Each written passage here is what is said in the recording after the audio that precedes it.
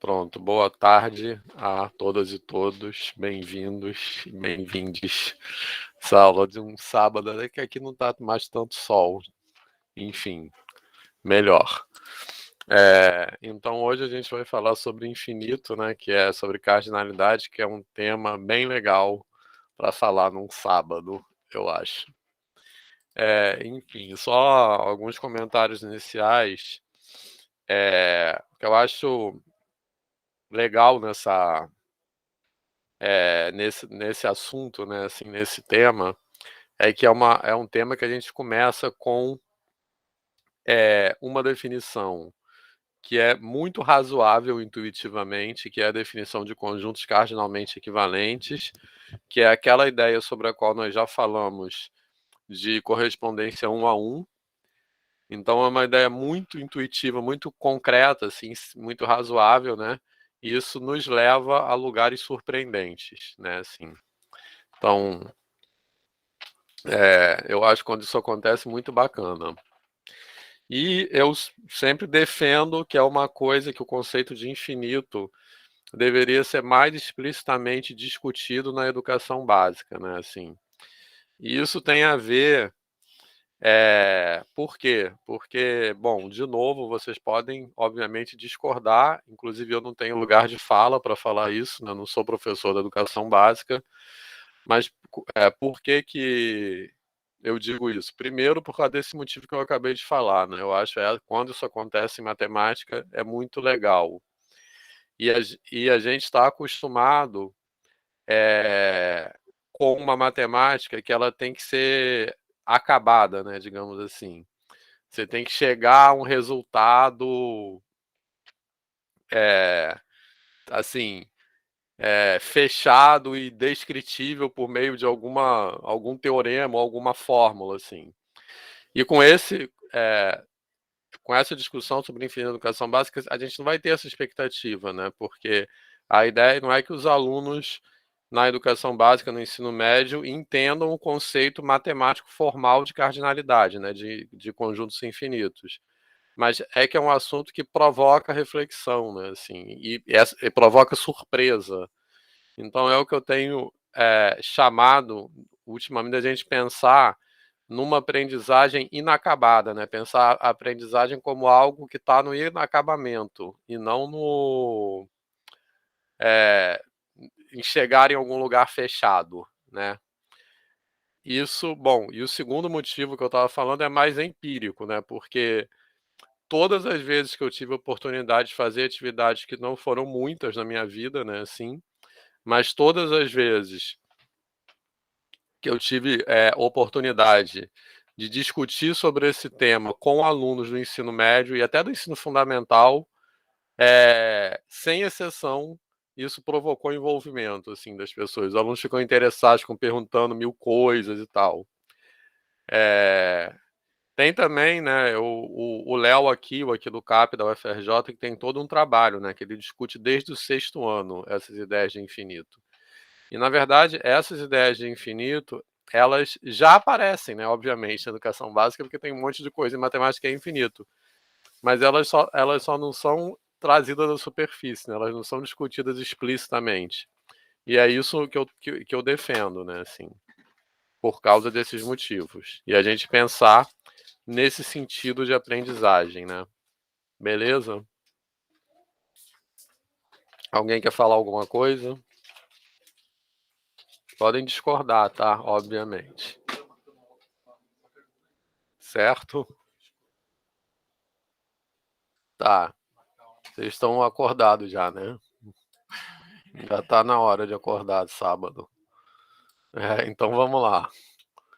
Continuando. Então a gente vai falar primeiro, como eu disse, de conjuntos cardinalmente equivalentes, né? Então, dando assim uma prévia da ideia, a gente vai falar de conjuntos cardinalmente equivalentes, que é definir, que como eu falei, é bem simples, é bem intuitiva essa definição, de quando dois conjuntos têm a mesma quantidade de elementos, tá?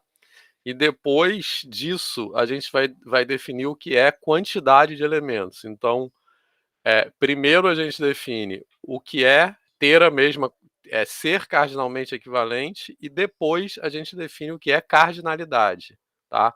Então, e aí que fica legal, porque quando a gente vai definir o que é cardinalidade, tem uma bifurcação.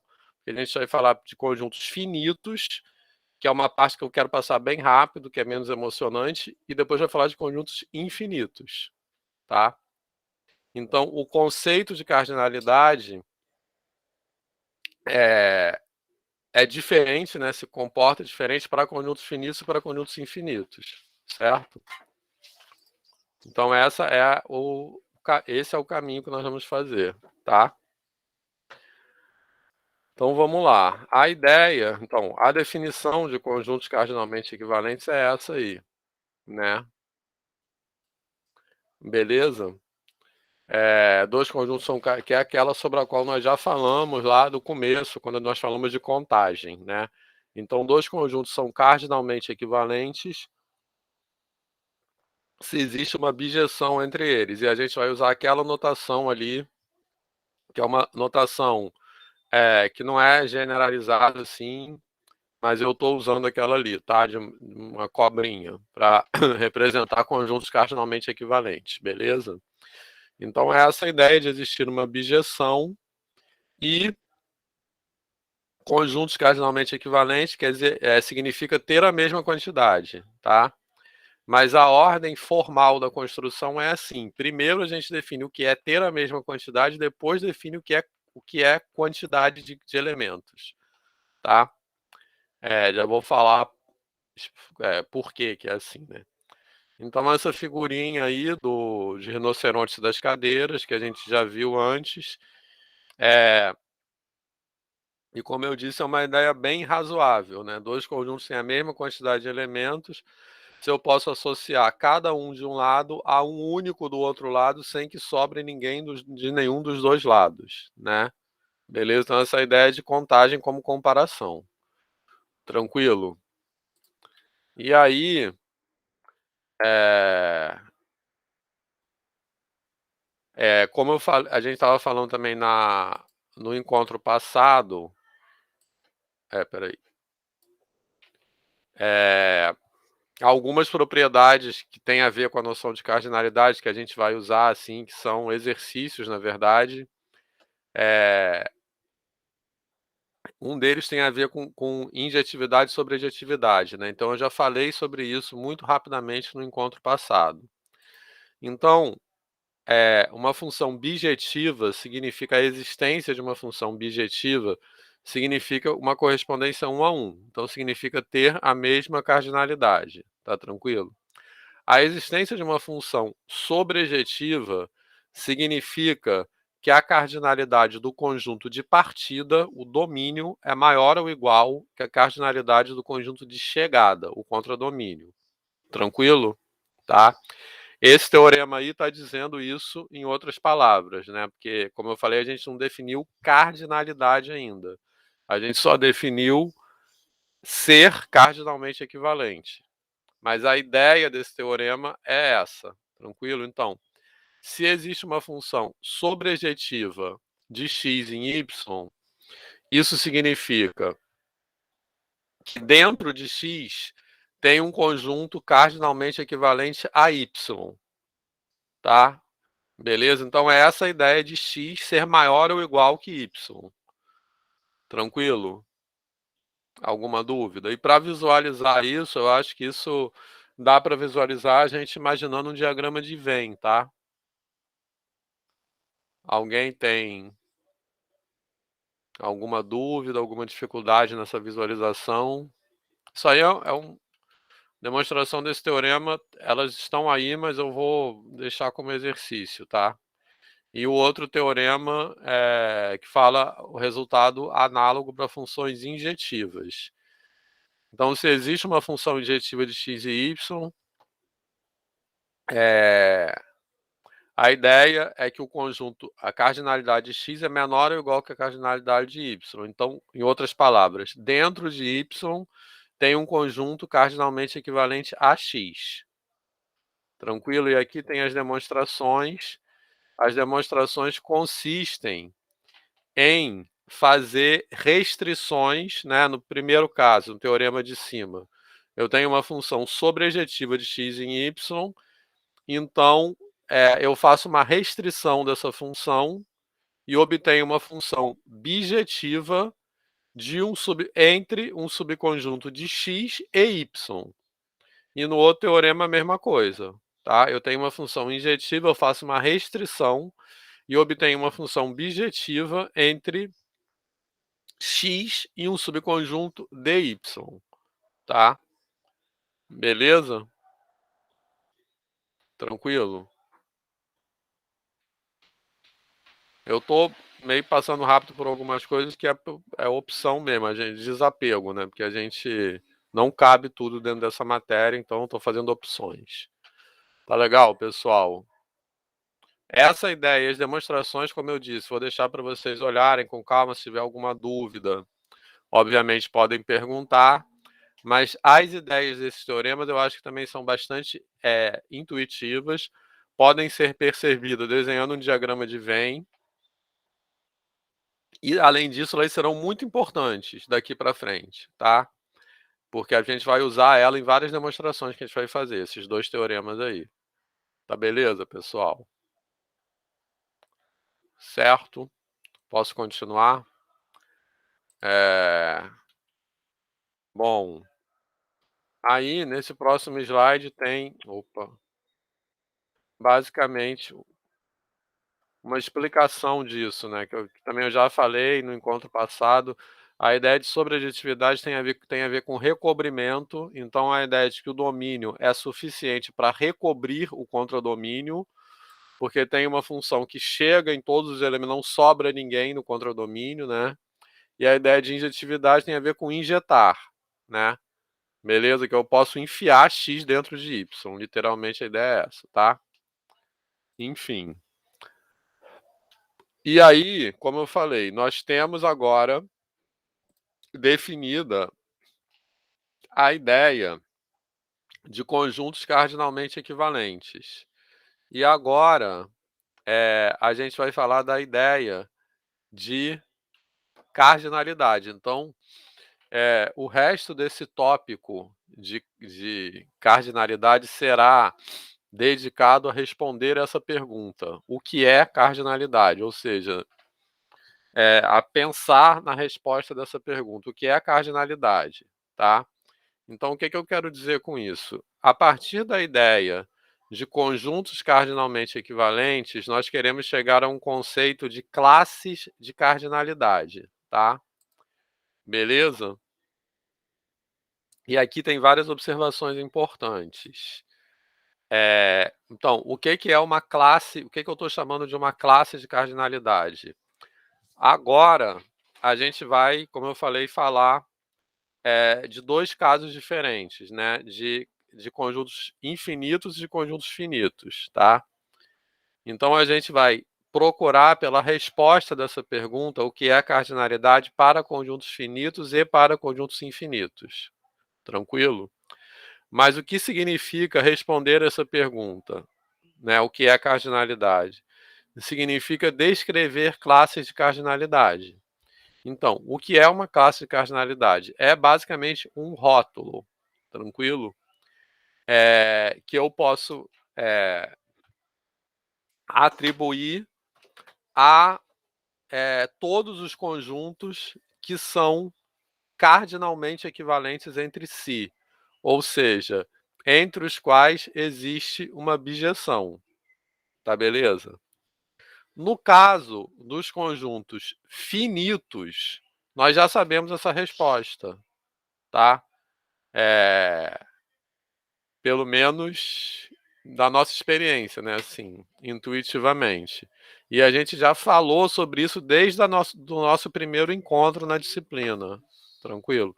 Quais são os rótulos que descrevem as quantidades de elementos dos conjuntos finitos? Quais são? Como é que eu falo? Como é que eu descrevo a quantidade de elementos do conjunto finito? Pergunta é fácil mesmo, tá? Não é pegadinha, não. É a contagem, né? A quantidade de elementos, os números. Sim, mas qual é o objeto matemático que representa a contagem? Os números naturais. Isso, os números naturais. Tá beleza? Tranquilo?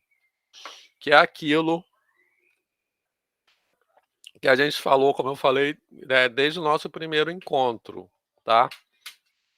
Então, as classes de cardinalidade, no caso dos conjuntos finitos, é aquilo que são descritas pelos números naturais. Essas classes de cardinalidade são os números naturais. No caso dos conjuntos finitos, tá beleza?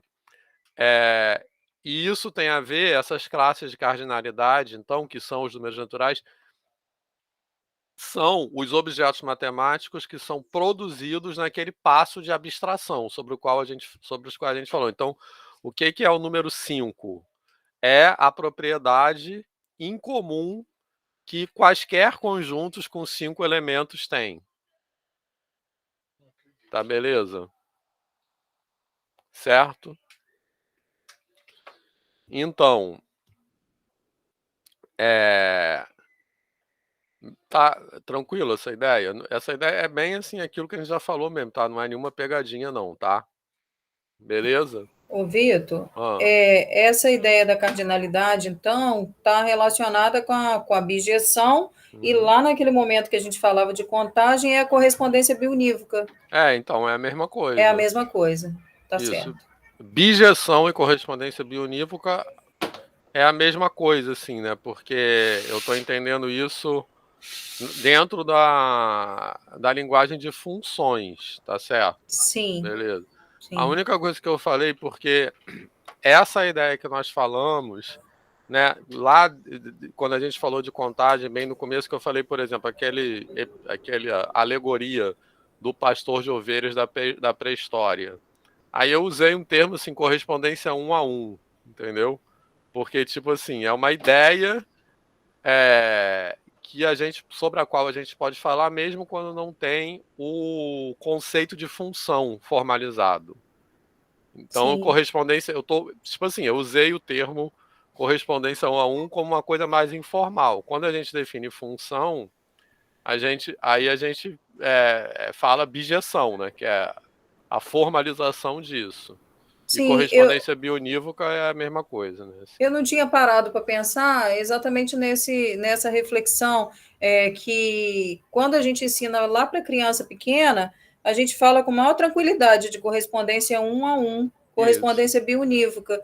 E agora Uhum. faz todo sentido que isso, na verdade, é uma objeção entre elementos de Isso, dois conjuntos, né? exatamente. Mas porque naquele momento não se tratava de função, né? Exatamente. E Tá você não vai. perfeito. É, Então, essa é uma ideia importante para discutir com crianças no Fundamental 1 e você não vai definir função, sim, né? sim. Então é isso que eu estou falando, justamente. Beleza? Joia. Tranquilo, pessoal? Bem, então, no caso de conjuntos finitos, é isso, são os números naturais, tá?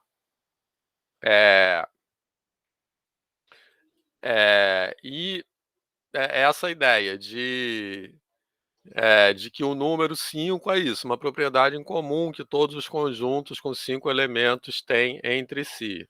Beleza? Aí as coisas começam a ficar legais quando a gente chegar em conjuntos infinitos. Tá certo? Beleza? Então o que eu vou fazer agora? É só para a gente se situar no caminho que a gente está fazendo, tá? Quer dizer, que eu escolhi. A gente já construiu os números naturais, tá? Então, com axiomas de Peano. Então, os números naturais para a gente existem como objetos matemáticos formais, tá? Então, já existe um objeto número natural. Agora, eu vou definir conjunto finito e conjunto infinito. Tranquilo? Certo? Que a gente não definiu ainda. É a próxima coisa que eu vou mostrar. Em seguida, eu vou passar meio rápido assim, mas só mostrar para vocês como a gente prova que qualquer conjunto finito pode ter a sua cardinalidade rotulada por um número natural. Tranquilo? Certo? Isso a gente não mostrou ainda. Eu vou mostrar para vocês como mostra, assim. Beleza? E depois a gente vai fazer a mesma discussão para conjuntos infinitos, que é a parte legal, e pela qual eu estou ansioso. Por isso que eu estou até falando meio rápido, eu acho. Mas tá, só para situar assim, o caminho que a gente está fazendo. Tá beleza, pessoal? Alguém se perdeu? Tá na boa? Certo. Então, antes de seguir adiante no caminho, tem uma observação ainda sobre esse slide, que é uma coisa show, que é uma coisa muito importante, que eu quero que vocês prestem muita atenção, tá? Que é o uso do termo classe, tá? Essa palavra classe não é escolhida por acaso. Ela tem um sentido em matemática. Eu estou aproveitando esse sentido. Eu poderia usar tipo também, né? Mas eu não quis. Eu escolhi a palavra classe de propósito. Por quê? Qual é o sentido que eu quero dar à palavra classe aqui? É basicamente o mesmo sentido de classe de equivalência, que a gente vai fazer uma breve revisão sobre classe de equivalência, porque as construções de Z e de Q se baseiam em classe de equivalência, tá? Beleza? Mas vocês lembram de já ter estudado classe de equivalência na graduação? Alguém não lembra de nada, assim, tem a menor ideia do que é isso? Então, o que é uma classe de equivalência? É um conjunto de objetos matemáticos que são todos equivalentes entre si em algum sentido. Tá legal? Certo? Então, por exemplo, até a construção tem várias classes de equivalência, é um conceito fundamental em matemática, na matemática contemporânea. Até o conceito de vetor, né, é construído como classe de equivalência. Porque um vetor é uma classe de equivalência de segmentos equipolentes, né? Beleza? Mas muitas outras coisas, né? Tem, por exemplo, a gente estuda congruência módulo N, tem aqueles inteiros módulo N, não sei se vocês lembram de ter estudado isso em álgebra, que são classes de equivalência, enfim. Certo? Então, a classe de equivalência isso, números racionais, então, frações equivalentes é uma classe de equivalência, pronto, que a gente vai estudar aqui, quando a gente fizer a construção de Q, né? A gente vai voltar a falar muito disso, beleza? Então, uma classe de equivalência, o que é? A ideia. A gente tem um conjunto, vamos dizer assim, universo, tranquilo. E nesse conjunto universo, a gente define uma relação de equivalência, ou seja, um sentido de equivalência. E essa relação de equivalência divide esse conjunto universo em classes. Então, é a ideia de classificação mesmo. Então, ele classifica, em algum sentido, os objetos naquele conjunto, certo? Beleza? Então, por exemplo, congruência módulo 3. Congruência módulo 3, dentro dos números inteiros, classifica os números inteiros em 3 tipos, que são as classes. Beleza? Que são aqueles que são congruentes a 0, aqueles que são congruentes a 1, aqueles que são congruentes a 2. Então, essas são as. Foi 3 que eu falei, né? Tá, então tá certo. Então, essas são as 3 classes definidas por aquela relação. Tá? E todo mundo que está dentro de cada uma dessas classes é equivalente entre si. Tranquilo? Então, por exemplo, a classe de equivalência do 0 são os múltiplos de 3, no caso. Certo? Então, essa é exatamente a ideia que eu tenho aqui, tá? Beleza? Então, veja bem, pensando nos conjuntos, isso estou falando que é muito importante, acho que vai ajudar muito para falar quando chegar nos conjuntos infinitos, tá? Então, olha só, pensando primeiro nos conjuntos finitos, certo? O número 5 é uma classe, tá? Porque o número 5 rotula conjuntos que são equivalentes entre si, tá? Mas quando eu falo assim, menor ou igual que 5, eu posso pensar nisso como uma família de conjuntos. Assim, todos os conjuntos que têm menos 5 elementos ou menos. Beleza? Só que isso não é uma classe. Tá certo? Por quê? Porque dentro dessa família nem todo mundo é equivalente entre si. Tranquilo, pessoal? Certo? Alguma dúvida? Tá, então é bom, tipo assim, fixar essas ideias na cabeça no caso de conjuntos finitos, porque aí, como eu disse, quando você tem conjunto finito é a viagem, tá? Tranquilo? Então, o uso do termo classe tem a ver com isso. Alguma pergunta até agora? Tudo está fazendo sentido? E daqui a pouco vai parar de fazer sentido, tá? Então, até agora, tudo está fazendo sentido, certo? Bem, então, a ideia de classe de equivalência também, né? A definição de classe de equivalência, que a gente vai ver no futuro, daqui a pouco também. A definição de classe de equivalência é aquelas três condições, né? Ela tem que ser reflexiva, simétrica e transitiva. Tá legal? Certo? E a definição de conjuntos cardinalmente equivalentes satisfaz essas três condições. Tá legal? Beleza? Então, porque todo conjunto é cardinalmente equivalente a ele próprio, então essa relação é reflexiva. Deixa eu até voltar aqui.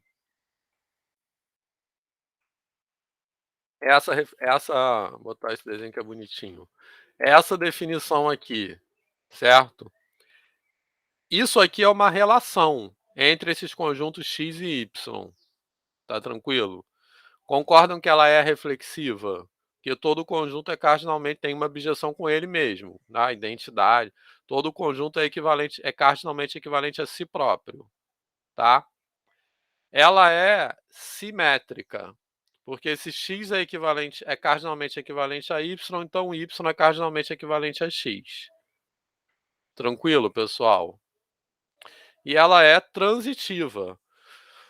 Porque se x é cardinalmente equivalente a y, e y é cardinalmente equivalente a z, então x é cardinalmente equivalente a z. Tá legal? Isso porque a composição de bijeções é também uma bijeção. Tranquilo, pessoal? Alguma dúvida? Certo? Então, essa relação aí, ser cardinalmente equivalente, satisfaz as três propriedades, tá? Agora vai começar um pouco a viagem, tá? Então presta atenção. Essa relação aí satisfaz as três propriedades que definem uma relação de equivalência. Concordam? Ela é reflexiva, simétrica e transitiva, tá? Então, por que que eu não posso dizer que isso é uma relação de equivalência? Eu estou afirmando isso, tá? Eu não posso dizer que isso é uma relação de equivalência. Então, se essa relação é reflexiva, simétrica e transitiva, por que que eu não posso dizer que é uma relação de equivalência? Qual é o problema? O impedimento. Tem um impedimento muito grave. Qual é o impedimento? Que eu não posso dizer que ela é uma relação de equivalência. Eu vou falar logo. Mas assim, entenderam a pergunta? Certo? Essa relação é reflexiva, simétrica e transitiva. Tá? Isso aí ela é mesmo, tá? Também não é pegadinha, não. Mas eu estou afirmando que eu não posso dizer que isso aí é uma relação de equivalência. Então, se ela é reflexiva, simétrica e transitiva, por que que eu não posso dizer que ela é uma relação de equivalência? Entenderam a pergunta? A resposta da pergunta. Entendi a pergunta, mas eu não sei a resposta. Não, a resposta da pergunta é difícil, tá? Quer dizer, eu acho difícil. Mas eu quero saber se vocês entenderam a pergunta. Que eu vou falar a resposta. Certo? Então, a resposta é porque nesse caso eu não tenho condição de ter um conjunto universo. Porque uma relação de equivalência tem que estar definida em algum lugar, certo? Por exemplo, a relação de equivalência congruência módulo 3, que dá origem àquelas classes, ela é definida onde? Onde é o ambiente que ela é definida? Os inteiros? Os inteiros, justamente. Beleza? Tranquilo? Então, a relação de equivalência que produz as classes tem que estar definida em algum lugar. Que esse lugar tem que ser um conjunto, em algum ambiente. Tá legal? Certo? Beleza? Agora, aqui eu não tenho esse ambiente. Isso que é o louco. Por quê? Porque esse ambiente teria que ser o conjunto de todos os conjuntos. E não existe um conjunto de todos os conjuntos, segundo a axiomática de teoria de conjuntos. Tranquilo? Certo? Não existe um conjunto universo do qual todos os conjuntos existentes sejam elementos. Por quê? Porque isso conduz a um paradoxo na teoria de conjuntos, que é o paradoxo de Russell, enfim, toda uma discussão. Tá? Mas não existe um conjunto universo, porque ele teria que ser autorreferente, ele teria que conter a si próprio, etc. Então, o problema é que eu não posso formalmente falar que isso é uma relação de equivalência é que eu não tenho onde definir essa relação. Diego. Ô, Vitor, você não tem como definir, assim, pegando esse exemplo das cadeiras e do rinoceronte, mas assim, se a gente tivesse outro exemplo, né, com outros objetos, sei lá, que de repente estão aqui na minha casa. Se eu definisse essa minha casa como um universo, aí eu poderia ter essa relação de equivalência. Aí poderia, exatamente, mas eu não posso ter uma relação. Deixa eu voltar aqui para o outro slide que eu estava rapidinho. Porque veja bem, Diego, a observação do Diego acho que é bacana, ajuda a entender isso. Porque a classe de equivalência aí é a classe de todos os conjuntos, por exemplo, que tem 5 elementos. Entendeu? Aí eu não posso, porque esse universo teria que ser todos os conjuntos. Você poderia definir isso aí dentro de um lugar restrito, entendeu? Então pode pegar na sua casa quais são os conjuntos ali dentro que tem 5 elementos, entendeu? Mas não são todos os possíveis, certo? Então, nesse grau, vamos dizer assim, nesse grau máximo de abstração, eu não tenho como definir, beleza? Por quê? Isso não é fácil de entender não, eu acho, pelo menos, tá? Porque essa classe 5, ela tem que rotular todos os conjuntos possíveis com 5 elementos. Então, para isso que eu não teria esse universo. Daisy. Depois você disse a resposta, eu voltei a pergunta. Então, vê se é isso que eu entendi. Você perguntou para a gente se aquele desenho das cadeiras rinocerontes se correspondia a uma relação de equivalência. E aí você afirmou para a gente que, apesar de cumprir as propriedades reflexiva, transitiva e simétrica, não corresponde a uma relação de equivalência porque não está definido um conjunto universo. Isso. Se a gente deixa em aberto que esse conjunto universo é o conjunto de todos os conjuntos com 5 elementos, a gente ainda não consegue fazer isso, porque precisa restringir, como o Diego falou, dentro da casa dele pode citar alguns conjuntos com 5 elementos e aí tornar essa classe, esse desenho, uma relação de equivalência, é isso? É isso. É porque não existe um conjunto de todos os conjuntos. Sim, sim. Consequentemente, não existe um conjunto de todos os conjuntos com 5 elementos. Sim, mas dentro da casa dele tem um conjunto com todos os conjuntos com 5 elementos, que pode ser comparado com esses daí. Isso. Entendi. Mas o rótulo 5, no seu grau de abstração, não corresponde. Você não poderia restringir a casa do Diego, por exemplo, entendeu? Teria que ser. Porque aí os outros conjuntos de 5 elementos que estão fora da casa do Diego estariam fora dessa classe. Então eu não tenho como definir uma classe assim genérica nesse sentido, entendeu? Que pegue todos os conjuntos possíveis. Heloísa. Porque entra aí essa questão do infinito? Não, é uma questão de axiomática de teoria dos conjuntos. Tá. Porque isso leva a uma contradição, entendeu? Tá. Eu não posso, que a gente poderia até falar sobre isso aqui também, tá? Eu não incluí isso no roteiro, mas tudo bem. Mas é assim, mas o problema é, com a axiomática de teoria de conjuntos, eu não tenho como definir um conjunto de todos os conjuntos. O que é um conjunto de todos os conjuntos? É um conjunto do qual todos os conjuntos sejam elementos. Entendeu? Porque isso conduz a uma contradição, que é chamado paradoxo de Russell. Essa contradição. Então, essa axiomática seria inconsistente. Ela furaria ela produziria se demonstrar que uma coisa é verdadeira ou falsa ao mesmo tempo. Entendeu? Sim, sim. Eu não posso, porque eu sempre poderia colocar, porque a ideia basicamente é um conjunto com todos os conjuntos, ele teria que conter a si próprio como elemento, seria autorreferente. Basicamente a ideia é essa. Heloísa. Professor, pegando mais ou menos a ideia do que o Diego falou, mas dentro dos números naturais, por exemplo, que é o que a gente está falando. Então, se eu pegar, sei lá, dois conjuntos finitos dentro dos conjuntos dos números naturais, aí vai ter uma relação de equivalência. Vai. Porque o universo é um dos naturais. Não, aí o universo seria o conjunto das partes dos números naturais.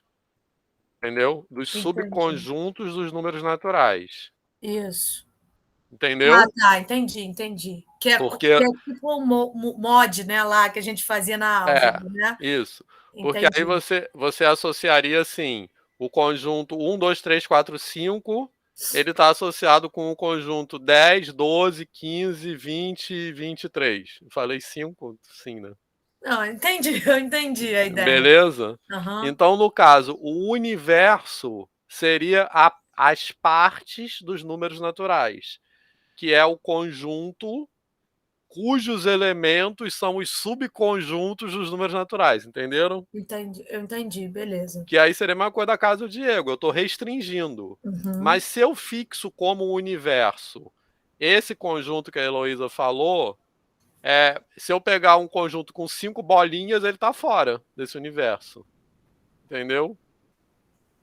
Então esse universo não pega todos os conjuntos possíveis com 5 elementos. Ele só vai pegar, no caso, as partes dos números naturais. Ou seja, ele só vai pegar os conjuntos cujos elementos sejam números naturais. Entendeu? Entendi, beleza. Se você pegar um conjunto de triângulos, por exemplo, ele não vai estar aí. Sacou? Entendi. Porque a questão é, eu preciso rotular todos os conjuntos possíveis. Aí é que tá, não dá, não existe isso, entendeu? Não existe um conjunto de todos os conjuntos possíveis. Formalmente. A dificuldade é essa. Beleza, pessoal? Para entender por que isso não é possível, a gente teria que estudar a axiomática de teoria dos conjuntos, tá? E senão seria entrar, outra viagem, tá? É porque o tempo é finito, tem esse problema aqui. Senão eu poderia ficar falando 1000 coisas legais. Tá? Tranquilo, pessoal?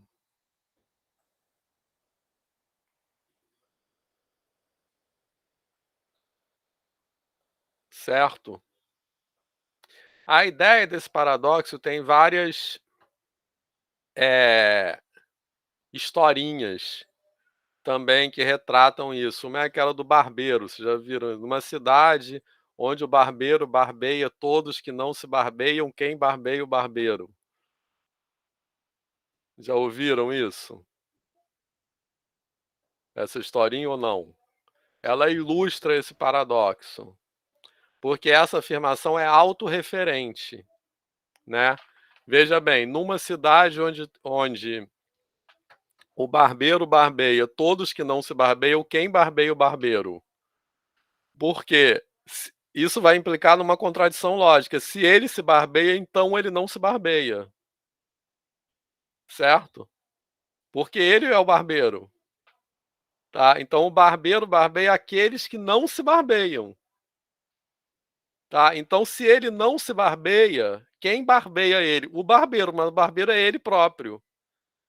Então, para eu fazer essa afirmação, eu tenho que retirar o barbeiro do conjunto dos homens, no caso, enfim, mas dos objetos aos quais essa proposição se refere. Tá legal?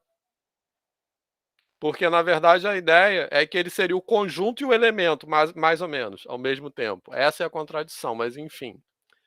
Isso é toda uma questão, como eu disse, tá? Certo? Beleza, pessoal? Posso continuar?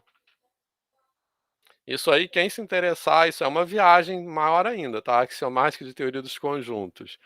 Mas quem se interessar por isso, tem um livro muito bacana, famoso, que é o livro do Halmos, que é Teoria Ingênua dos Conjuntos. E o ingênuo no título é uma ironia, tá? Não tem nada de ingênuo essa teoria dos conjuntos. Beleza?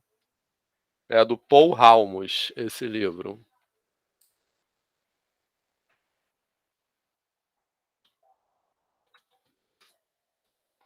Certo? Beleza, pessoal, posso continuar? Mas, enfim, só um minutinho.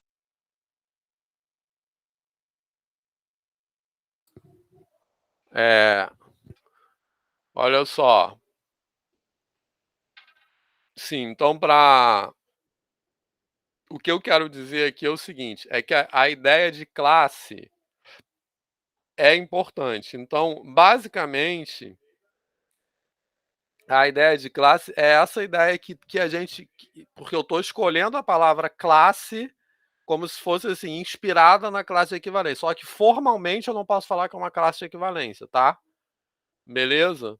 Mas eu quero que vocês lembrem daqui para frente nessa matéria que a palavra classe quer dizer isso, quer dizer um rótulo onde todo mundo que está contemplado naquele rótulo é equivalente entre si, tá?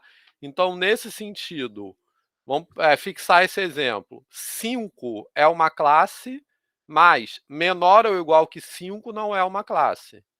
Nem maior ou igual que 5 não é uma classe. Eu posso dizer que é um tipo de conjunto. Beleza? Todos os conjuntos que têm menos que 5 elementos. É um tipo, mas não é uma classe. Tá? Então, classe para a gente vai ser isso aqui. Tá beleza, pessoal?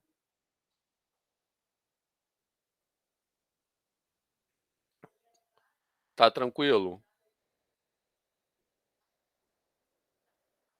Posso seguir para frente? Certo. Então agora a gente vai começar a falar de conjuntos, na verdade, conjuntos finitos primeiro, tá errado isso aí. Mas a gente vai definir... Ah, não, mentira, tá certo. Eu vou definir conjunto infinito primeiro, tá?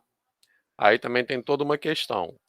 Então, um conjunto é essa definição, eu quero que vocês olhem bem para ela, porque agora as coisas começam a ficar loucas, tá? Certo? Um conjunto é infinito.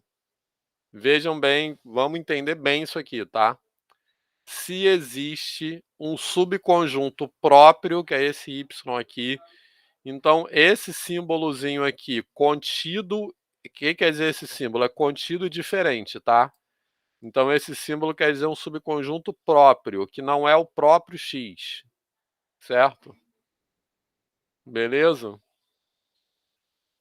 Porque se a gente escreve só o símbolo de contido, isso pode ser o igual também.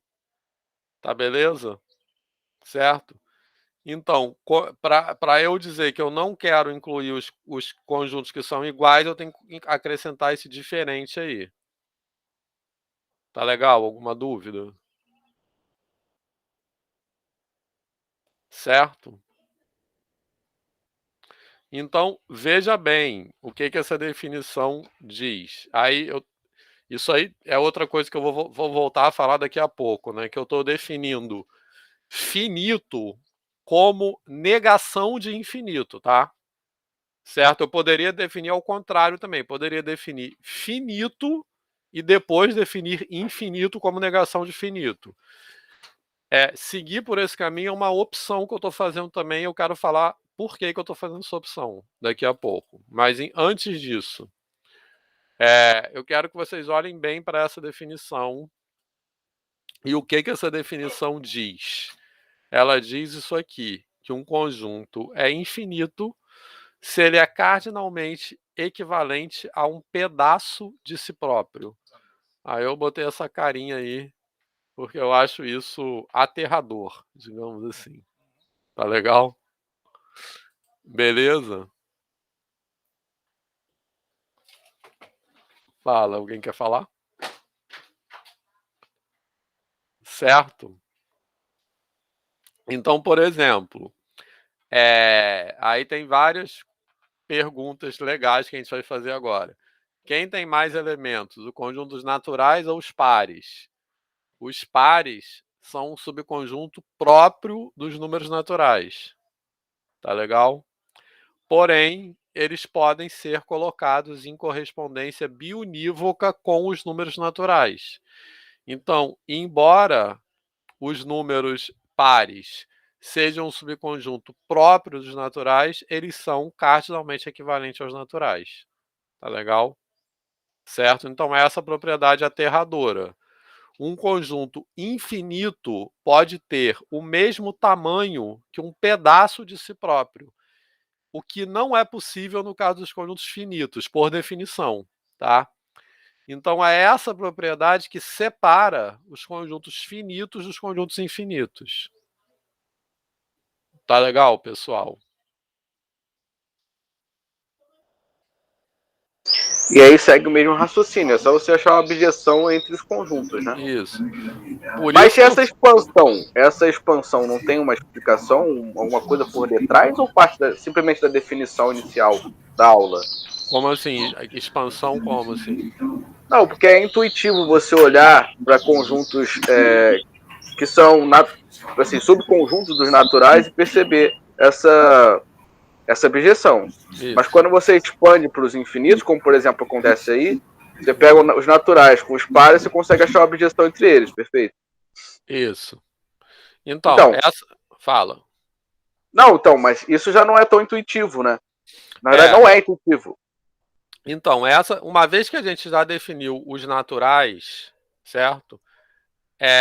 A gente pode demonstrar, num primeiro momento, que os próprios naturais são infinitos. Concorda? Na verdade, isso que eu falei, existe uma objeção entre os naturais e os pares, é uma demonstração de que os naturais é um conjunto infinito, certo? Então, tendo definido os naturais, já é uma constatação que existem conjuntos com essa propriedade aí. Então, eu vou chamar esses conjuntos por um nome, que é infinito. Entendeu? Certo, eu acho que sim. Beleza? Mas tudo parte daquela definição inicial.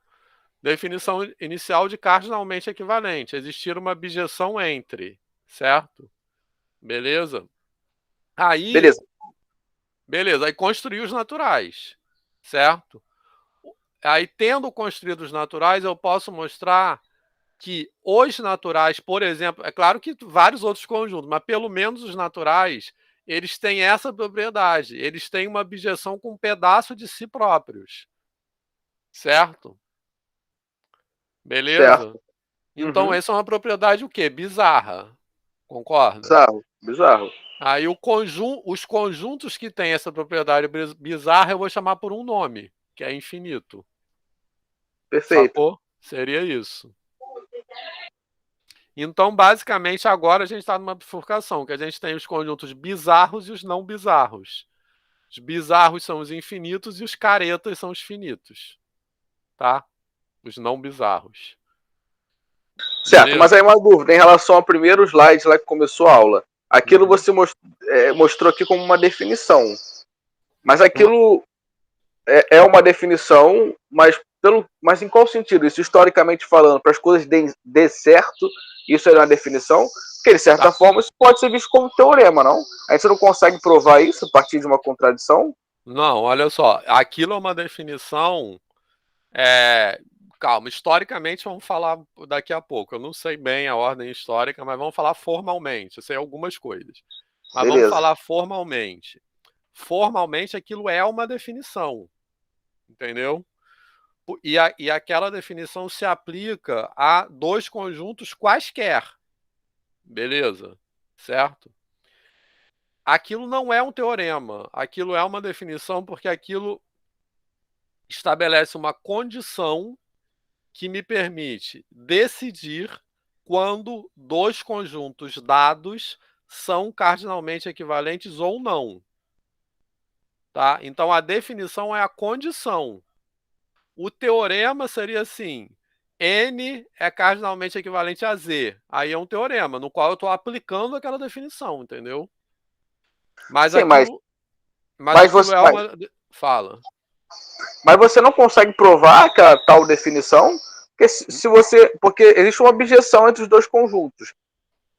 E você quer provar, isso quer dizer que eles são cardinalmente equivalentes. Então, se eles não forem cardinalmente equivalentes, é porque um deles vai ser maior que o outro, em termos de cardinalidade. E você consegue provar isso pela... Mas aí você está fixando dois conjuntos. Qualquer, entendi. Esses são para dois coisa assim. Entendi. Olha só, um número é par se é múltiplo de 2. Isso é uma definição. Aí, 4 é par. Isso é um teorema. Entendeu? Perfeito, entendi. Beleza? Então, aquilo ali é uma definição. Agora, um teorema é Z é cardinalmente equivalente a N. Isso é um teorema que aplica aquela definição. Beleza? Beleza, perfeito. Obrigado. De nada. Márcio tinha levantado a mão. Quer falar ainda ou não? Não, já tirei minhas dúvidas já. Obrigado, Vitor. Era bem parecida a pergunta com o Victor aí. Beleza. Obrigado. Daisy. A minha é rápida, é só em relação a esse símbolo de subconjunto diferente. Eu vejo muito subconjunto igual, né? Subconjunto D ou igual a. E aquele que a gente utiliza no fundamental, que é só o subconjunto, ele não teria o mesmo sentido desse subconjunto diferente, não? Não. Isso é uma questão de simbologia também, tá? É uma questão de meio arbitrária, assim como a simbologia é definida. A gente poderia ter arbitrado de outra forma. Beleza? Mas qual é a definição de inclusão? Aquele símbolo de estar contido normal que a gente usa, ele se refere à relação de inclusão, estar contido em. Então, qual é a definição de inclusão? X está contido em Y quando todo elemento de X é elemento de Y. Ou seja, A pertence a X implica A pertence a Y. Essa é a definição de estar contido. Beleza? Segundo essa definição, um conjunto está contido nele mesmo. Certo? Certo. Beleza? Então, estar contido em... Se eu uso só aquele símbolo, os conjuntos podem ser iguais. Por exemplo, N está contido em N. Entendeu? Então, esse símbolo do estar contido, em algumas situações, teria o mesmo significado do estar contido igual. Não, em algumas situações não, em todas. Em todas. Então, aquele símbolo do igual é que não tem necessidade. Isso, exatamente. É redundante. E esse diferente teria necessidade para reforçar que está contido, mas não é igual. Isso, exatamente. Então tá bom. Perfeito, isso, exatamente isso. Certo, pessoal? Joia.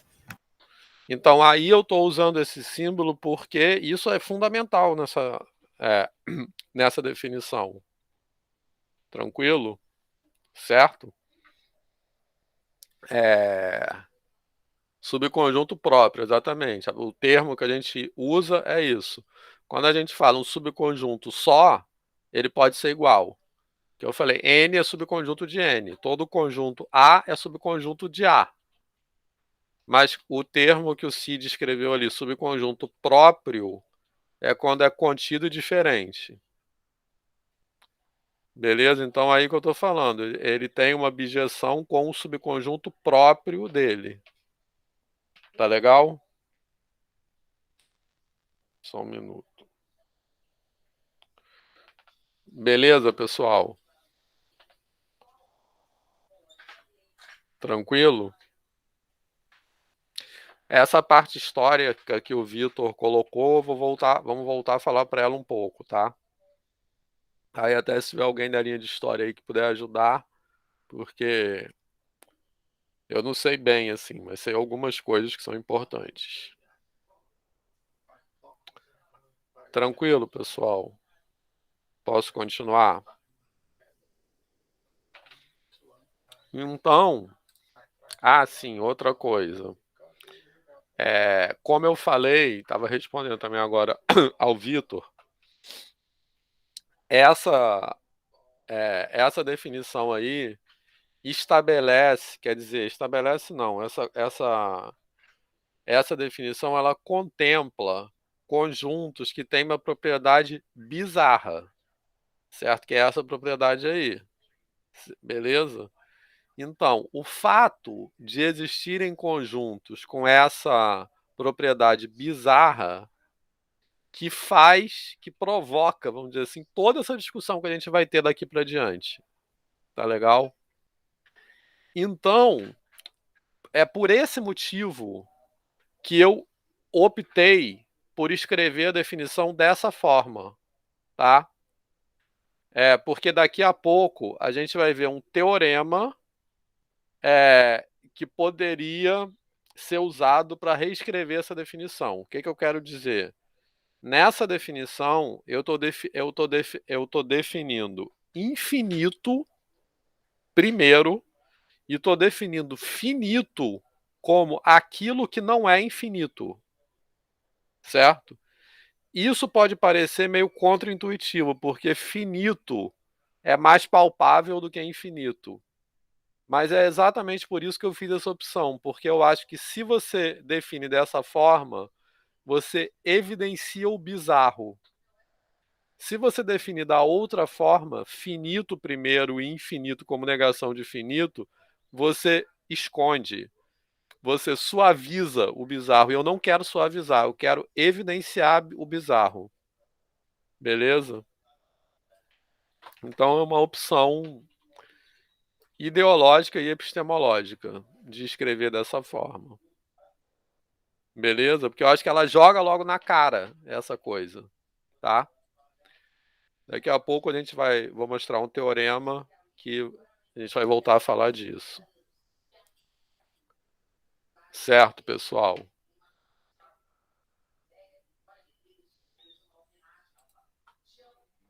Beleza?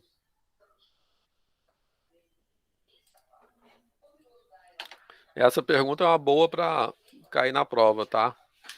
Pode cair na prova?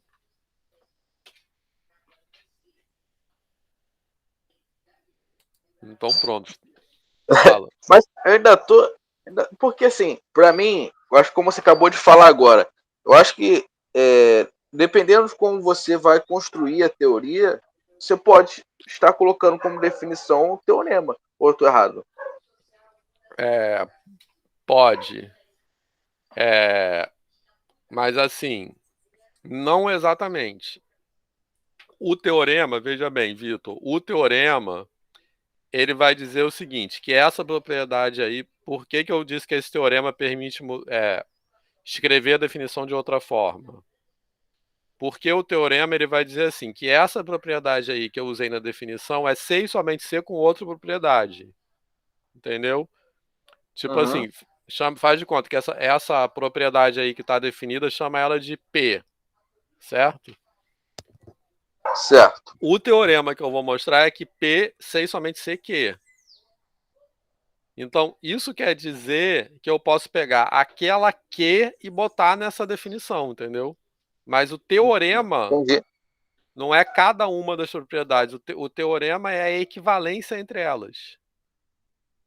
Beleza, saquei. Certo? Tranquilo, daqui a pouco vai aparecer esse teorema, eu volto a falar disso. Mas todo mundo entendeu essa pergunta do Vitor? Certo? Beleza? Vitor, Fala. essa definição, você falou, é meio louca mesmo, né? Porque aí fala que um conjunto é infinito se existe um conjunto, um subconjunto do X, né? Por exemplo, que não seja igual a ele, né? Tal que existe a bijeção. Mas ele, em momento nenhum, fala como essa bijeção, sobre a cardinalidade dessa bijeção, né? É muito louco. Não, a bijeção não tem uma cardinalidade, né? Não. A bijeção estabelece a cardinalidade, assim. Sim. Sim, justamente, porque aquela definição de cardinalidade, ela não tem nenhuma restrição. Então, como aquela definição é um conjunto qualquer, seja X e Y dois conjuntos, tá? Sejam. Então, ela abre espaço para essa bizarrice acontecer, que é algo bom, né? Que é isso que faz isso aí ser legal. Entendeu? Muito louco. Obrigado, Vitor. Eu consegui entender melhor. Agora você falou que a bijeção é que faz ter a cardinalidade, né? Isso. Obrigado. Então agora vamos ver alguns exemplos chamados paradoxos. Ô, Vitor, fala. Eu posso pensar sempre com os naturais para facilitar essa visualização da bijeção, mesmo Pode, sabendo mas... que não vai estar contido, né? Dependendo do conjunto, os naturais não vão ser uma parte, né? Isso. Mas faz sentido pensar nessa contagem ou não? Mas aí vai ter conjuntos que não são enumeráveis, né? Entendeu? Que a gente vai ver ainda isso. Aí os naturais não dão conta. Entendeu, certo. Diego? Entendi. Vou colocar alguns exemplos agora que tem a ver com isso. Então, esses exemplos aí são paradoxos do infinito, né? E aí um pouco da parte histórica. Quem usou esse termo pela primeira vez, se eu não me engano, foi o Galileu. De chamar de paradoxos do infinito. Eu não sei se foi pela primeira vez, mas eu sei que no livro do Galileu ele fala disso. Aquele livro clássico do Galileu, que é Discurso e Demonstrações sobre Duas Novas Ciências. Então ele fala de paradoxos do infinito. Então, ele chama de paradoxos porque são coisas... vamos dizer assim, que como se elas fugissem à lógica, certo? Então, por conta dessas coisas serem consideradas paradoxos, por muito tempo, o conceito de infinito foi considerado por vários matemáticos como uma coisa metafísica, digamos assim, que não pudesse ser matematizável, beleza? Ou seja, o conceito de infinito foi considerado como uma ideia que não poderia ser definida como um conceito matemático, certo? Então, uma ideia meio metafísica assim mesmo. E aí depois o Cantor teve um papel importante nisso, né, que foi no final do século XIX, por construir uma teoria de cardinalidades infinitas, que é o que a gente vai ver em seguida, quer dizer, no encontro que vem. Beleza? Então, eu vou falar aqui paradoxos, alguns desses paradoxos. Então, por exemplo, esse aí foi o que eu já falei, uma bijeção entre os naturais e os pares. Tá certo, pessoal? Opa. Beleza? Que eu estou representando essa bijeção aí, que a gente pode, inclusive, escrever uma fórmula muito simples para essa bijeção, que é f de n igual a 2n. Então, essa fórmula nos permite definir uma função cujo domínio é n e o contradomínio são os pares e que é bijetiva. E a representação dela é essa aí. Certo? Outra. É isso aí. Essa construção que eu estou desenhando aqui, ó, deveria ter botado aos poucos. Mas eu tô desenhando aqui, ó, o que é essa construção geométrica? Eu estou desenhando dois segmentos de reta, AB e CD, tá? Sendo que CD é menor do que AB. Beleza? Então, eu posso considerar CD como um subconjunto de AB, concorda? Eu posso colocar CD dentro de AB, beleza? E aí eu posso perguntar, esses dois segmentos que têm comprimentos diferentes, quem tem mais elementos, AB ou CD? Quem tem mais pontos, né, digamos assim, tem mais pontos em AB ou mais pontos em CD? Certo? Tranquilo? E a resposta é, eles têm a mesma quantidade de pontos. Certo? Como eu posso mostrar, quer dizer, eles são conjuntos, pensando, veja bem, pensando nesses segmentos como conjuntos de pontos, como conjuntos cujos elementos são pontos, eu posso mostrar que existe uma bijeção entre eles, tá? E essa bijeção é dada por essa construção geométrica. Então, como é essa construção geométrica? Eu desenho AB e desenho CD, certo? Num lugar, assim, paralelamente, né, para simplificar. E aí eu ligo as suas extremidades com essas retas pontilhadas que estão aparecendo aí. Encontro um ponto de interseção, que é esse ponto O, que eu chamei aqui, tá? Fazendo essa construção, tem coisas mais doidas, bem mais doidas. Fazendo essa construção, eu posso associar de forma biunívoca cada ponto de AB com um ponto de CD e vice-versa. Porque faz de conta, eu marco, por exemplo, faz de conta que eu marquei primeiro esse ponto P, tá? Ligo esse ponto P ao ponto O. Ele vai interceptar CD em algum ponto, certo? Reciprocamente, marco um ponto em CD, aí ligo, ele vai interceptar AB em algum ponto.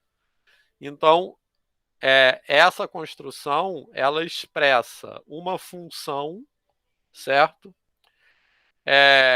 De tal forma que, para cada ponto de AB, tem um único ponto de CD associado e vice-versa. Então, essa construção ela é uma bijeção entre AB e CD. Tá beleza? Tranquilo? Você pode pegar, assim, indo um pouquinho mais para frente, mas você pode pegar um intervalo, por exemplo, 1 a 2, e, sei lá, construir uma função parecido com tipo, uma tangente e provar que existe uma objeção entre os reais e esse intervalo. Sim, perfeito. Exatamente. Maneiro. Tranquilo? Todo mundo entendeu? Isso que ele falou? Função tangente, né? Se eu pego cada pedacinho daquele da função tangente, entre menos π e π, né? Beleza? Pode que ele ser, tem aquela exemplo. parada assim. Oi? Pode ser menos π, por exemplo, né? Isso, exatamente. Então eu estou definindo uma bijeção entre o intervalo limitado e a reta toda. Certo? Isso é muito, muito maneiro. Beleza, pessoal todo? Eu ia falar isso agora mesmo. Todo mundo entendeu isso aí que o Vitor falou? O Rodrigo. Ô, Vitor, de repente eu vou até adiantar alguma coisa que você vai falar, mas eu estou pensando aqui, A gente vai chamar de enumerável quando eu consigo fazer uma objeção com os naturais, correto? Isso, correto. Então, todo conjunto enumerável é equivalente? Sim, todo conjunto enumerável é equivalente. Perfeito. É exatamente isso. Entre si. Então, certo? se eu conseguir fazer essa objeção, então eles vão ser sempre equivalentes, né? Sim, exatamente. Beleza. Então, os conjuntos, só aproveitando a fala do Rodrigo, que de fato adiantou, a gente vai ver mais para frente, mas isso é importante, tá? Os conjuntos enumeráveis formam uma classe, naquele sentido que eu falei, entendeu? Porque eles são todos equivalentes entre si. Beleza? Só que tem alguns que não são enumeráveis. Tá? Porque a pergunta que a gente vai colocar daqui a pouco é o seguinte: a gente está vendo aqui, nesses paradoxos do infinito, a gente está vendo conjuntos infinitos que aparentemente um está contido, aparentemente não, conjuntos infinitos que um está contido no outro, mas que são equivalentes. Tranquilo? Então a gente está vendo vários conjuntos infinitos que são equivalentes. Aí a pergunta é: será que todos os conjuntos infinitos são equivalentes entre si? A resposta é não. Aí a gente vai falar isso daqui a pouco. João. Eu estava com coisa que passando na minha cabeça, nem o Rodrigo já adiantou, você também já comentou, e agora, a minha pergunta é a seguinte, porque quando a gente fala essa definição na parte de infinito, cardinalidade, a gente está tudo trabalhando em bijeção. E aí, falando sobre os infinitos, tem os álefes, né? Isso, a gente vai falar sobre eles. Então, aí, eu pensando assim, é o seguinte, porque acredito eu que seja, talvez, como eu falo, uma ignorância minha dessa área. Mas, assim, pensando brevemente, eu acho que ela é um pouco simples demais no início, porque quando eu falo, por exemplo, quando eu tenho duas coisas que são infinitas e elas não têm uma objeção, eu sei que elas são diferentes e que uma é maior que a outra. Só que, por exemplo, eu não consigo falar se o natural é o primeiro infinito. Ou consigo falar que o natural, por exemplo, é o primeiro infinito. Consegue, isso aí não consegue. Não existe nenhum infinito antes do natural. Não, sim, isso aí a gente consegue demonstrar. Até porque essa parte eu não sabia, é isso que eu queria saber, se teria como eu começar a dizer de onde começam os infinitos. Sim, teria. O que a gente não consegue demonstrar nem que sim, nem que não, que aí entra naquele negócio de Gödel, que a gente já falou, lembra que a gente falou disso? Que existem proposições que você não pode demonstrar nem que sim, nem que não. Então, os naturais é o que a gente chama de Aleph zero, tá? Isso. Tudo isso a gente vai voltar, beleza? Que são os menores conjuntos infinitos. Isso a gente consegue demonstrar. Como é que a gente demonstra isso, João? A gente demonstra assim, mostra que um conjunto infinito qualquer tem um subconjunto equivalente aos naturais. Então, nesse sentido que eles são os menores infinitos possíveis. Tá? O que a gente não consegue mostrar é que existe algum conjunto infinito que está estritamente entre Aleph 0 e Aleph 1. Tá? Aleph 0 seriam os enumeráveis, os naturais. Aleph 1 seriam os reais. Beleza? Essa proposição que existe um conjunto entre um e outro, ela é indecidível. Eu não posso mostrar eu não posso nem exibir nem mostrar que não existe. Tá? Obrigadão, Vitor. Essa parte assim eu acho muito interessante. Eu também acho. Então, isso aí a gente vai falar. Isso aí eu não vou demonstrar, não, que eu nem sei demonstrar. Essa teoria de Gödel já foge, assim, beleza, mas eu sei, assim, de ouvir falar, mas eu não sei demonstrar isso, tá? Mas o que é louco é isso, que você demonstra que não pode demonstrar algo, tá? Vitor. Essa classe de equivalência formada pelos enumeráveis tem um conjunto universo. No caso, seria o conjunto das partes dos naturais?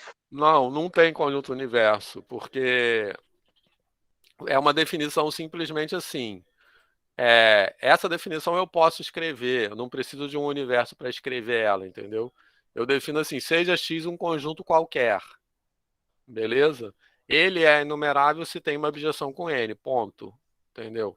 Agora, para chamar isso de classe de equivalência, que eu precisaria de um universo. Só para escrever a definição, não preciso. Beleza, perfeitamente. Obrigado. Falou. Agora vamos botar essa outra construção aqui, que é para demonstrar uma coisa mais bizarra, que é a mesma coisa que o Vitor falou já com o gráfico da função tangente, tá? Que é o quê? Eu estou definindo um intervalo.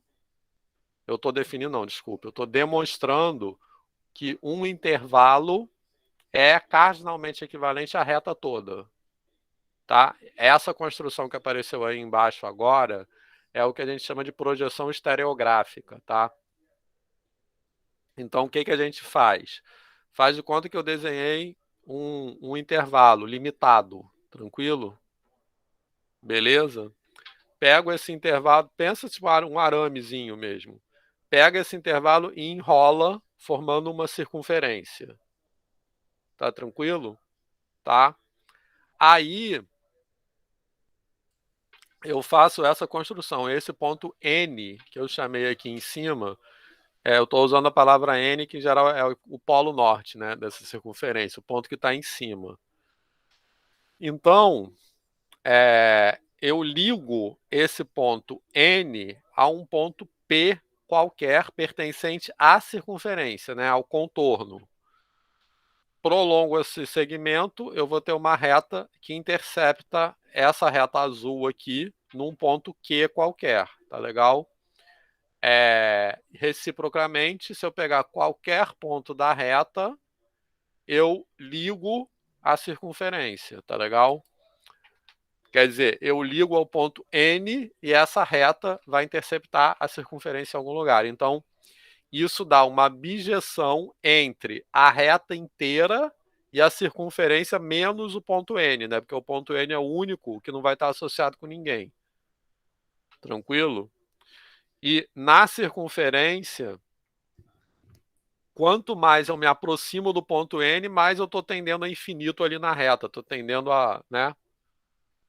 Beleza, pessoal? É outra construção que demonstra a mesma coisa que o Vitor falou, tá? Isso vai ser um intervalo aberto, no caso, aqui na reta. Isso, né? Seria um intervalo aberto, mas depois eu posso definir com intervalo fechado também. Depois a gente fala mais. Mas vai ser um intervalo aberto. E a tangente também. Beleza. Tá? Obrigado. Isso, a ideia de inversão. A ideia de inversão não é bem isso, né? Como é que é mesmo? Que você define.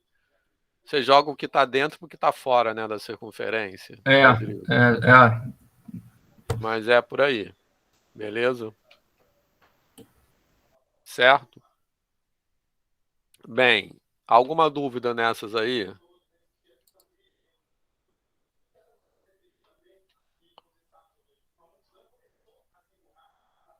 Beleza, pessoal? Posso continuar? Tá. Eu vou falar outra que eu não coloquei aí, que é mais viagem ainda que essas todas, tá? Que é o seguinte, aqui, repara que eu comecei a dar menos viagem para mais viagem, eu fui aumentando o grau. Então aqui eu tenho, por exemplo, nesse aqui eu tenho dois segmentos de tamanhos diferentes, depois eu tenho um segmento e a reta inteira. Tá? Eu posso demonstrar também que um segmento tem a mesma quantidade de elementos que um quadrado. Tá legal? Alguém já viu essa demonstração? E generalizando isso, eu demonstro que R é equivalente a R2. Né? Generalizando mais ainda, eu demonstro que R é equivalente a qualquer Rn. Beleza? Tá? Então, e mesmo assim tem um conjunto maior do que R, que a gente vai falar o que é daqui a pouco, tá? Mas olha só, querem que eu fale como é essa demonstração, assim? Pode ser. Tá, então, pensa, a ideia da demonstração é a seguinte, eu vou mostrar que um segmento de reta tem tantos elementos quanto um quadrado cheio, tá? Não é o perímetro, não, é o quadrado cheio, certo? Beleza? Como é que eu vou fazer isso? Pensa no segmento de reta como segmento 0,1, tá? Por exemplo. Porque eu posso arbitrar que a medida dele é 1, tá? Então, vou botar aqui só para fixar as ideias. Escrevendo ali no chat, tá? Segmento de reta 0,1, tá? E eu vou mostrar que esse segmento de reta é equivalente ao quadrado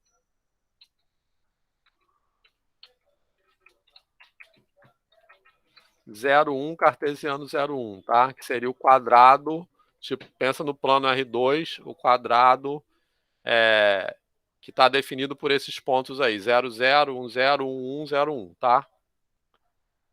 Beleza? Então, como eu vou fazer isso? Eu pego um elemento x pertencente ao intervalo 0, 1. Esse elemento x eu escrevo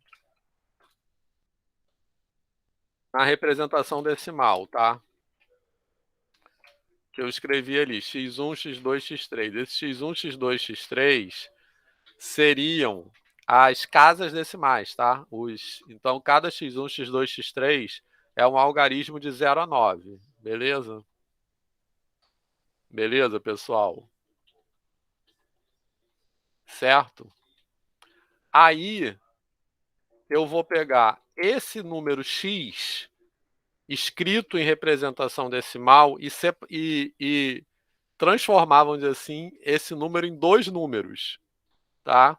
Aí eu esqueci do 0, ali, pessoal, foi mal. Então, o x seria 0, x1,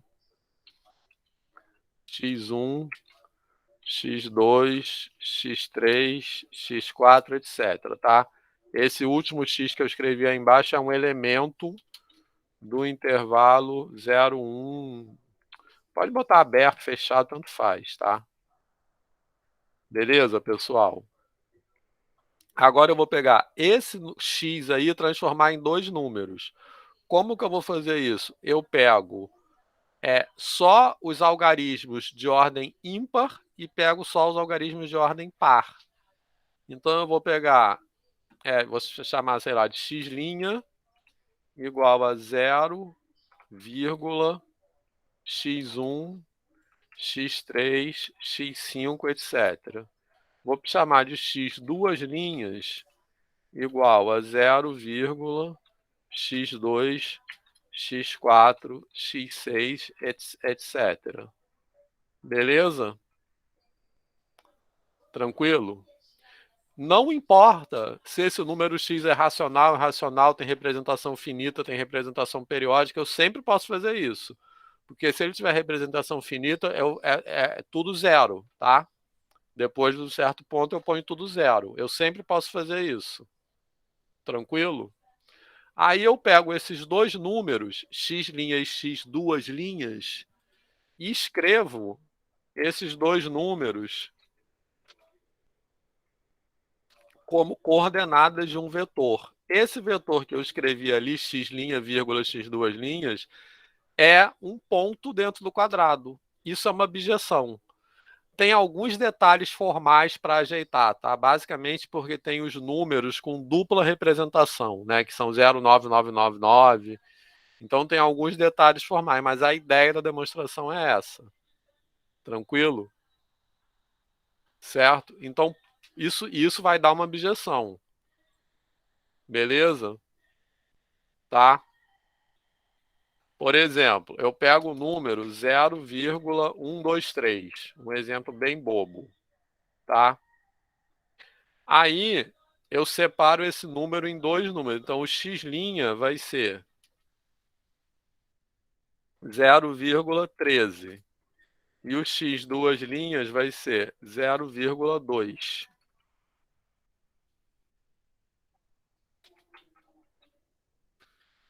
Tranquilo? Aí eu pego o vetor 0,13, 0,2. Aí tem vírgula demais ali, eu tenho que usar ponto e vírgula, algo assim. Certo? Beleza? Então, assim, eu consigo cada ponto do segmento associar um ponto do quadrado e cada ponto do quadrado associar um ponto do segmento. Porque se eu pego um ponto do quadrado, eu intercalo as casas decimais. E aí eu tenho o número que está no segmento. E aí, deu para pegar? Daisy. Essa demonstração que você fez aí, demonstração não, um exemplo, né? Você fez de forma algébrica, mas se a gente desenhasse, eu tentei desenhar, né? E aí desenhei o segmento 01 no eixo X e o quadrado de vértice 00, 10, né? Poderia ser essa mesma ideia das construções que você fez, levando um ponto do segmento no eixo X em qualquer ponto do quadrado, né? Isso, sim. Tá. E vice-versa. Sim, sim. Tá perfeito. Beleza. Mais alguém quer perguntar sobre isso?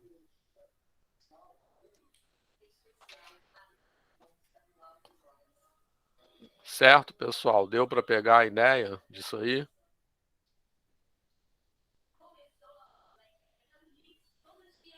Isso é muito louco, tá?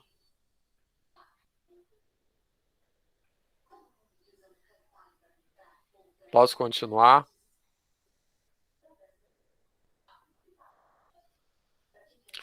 Bem, e aí, dentro dessa discussão sobre os paradoxos do infinito, nós temos aqui também o nosso famoso exemplo do Hotel de Hilbert, né? Então, o Hotel de Hilbert é uma alegoria que o Hilbert fez. Então, o David Hilbert, né, um matemático alemão importante, justamente na virada do século, né, assim, no final do século XIX, quando o Cantor construiu a sua teoria de números transfinitos, certo? Sobre a qual a gente vai falar daqui a pouco. Então, basicamente, o que o Cantor fez foi capturar o conceito de infinito como um objeto matemático. Tá legal? E até então, né, esse trabalho do Cantor teve um papel importante para ter uma teoria daquilo que a gente chama de infinito atual, né? Que é o infinito como cardinalidade. Porque a gente pode pensar no infinito potencial, que é o infinito como tendência, que é o infinito do tender a, o infinito do limite, né? Assim. Mas no caso, essa teoria com esse trabalho do Cantor, ele constrói uma teoria dos infinitos atuais, né? Dos infinitos como cardinalidade de conjunto. E aí, nesse momento, o infinito vira um objeto. Certo? Tranquilo? E por mais contraintuitivo que essas propriedades do conjunto infinito sejam, beleza? Elas estão formalmente capturadas dentro da matemática, tá? Então, isso que eu acho os momentos legais, né?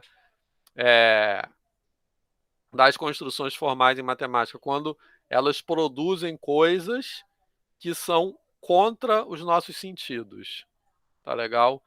E isso sempre demanda assim, movimentos epistemológicos de sair do lugar, tá legal?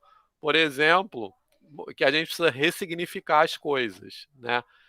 Por exemplo, quando a gente definiu, quando a gente discutiu aqui, né, a aceitação dos números negativos como números, tranquilo?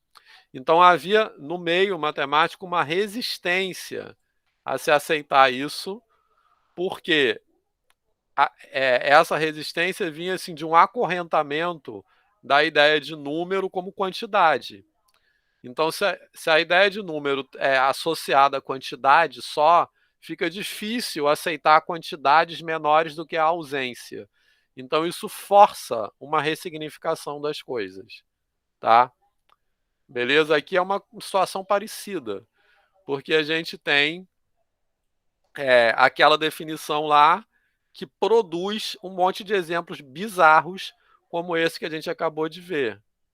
Beleza? Tá? Então, isso nos força a olhar para coisas que são contrárias ao que os nossos próprios sentidos dizem. Né? Beleza? Então, isso força momentos de ressignificação. que foram importantes na história da matemática, e eu defendo que são importantes na educação matemática também. Só que na educação matemática, esses momentos de ressignificação, algum deles, não precisa ter a expectativa de que eles serão resolvidos, né? Eles nos colocarão em movimento. Assim, essa que é a importância deles, eu acho. Beleza, pessoal?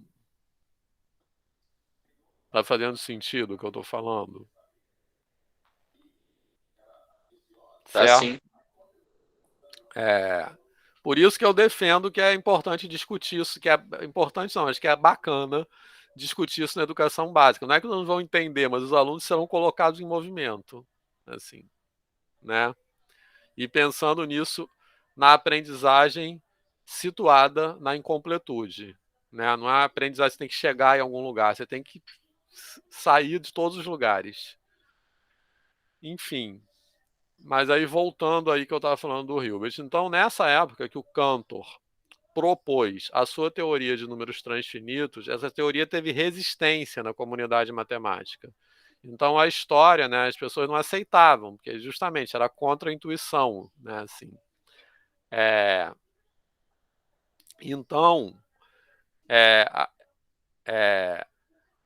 isso foi de uma Professor, fala. não sei se o senhor já escutou essa historinha assim, mas quando a minha professora de análise estava falando isso na graduação, ela disse que quando o Cantor provou, né, fez a prova e tal, ele falou: eu vejo, mas não acredito.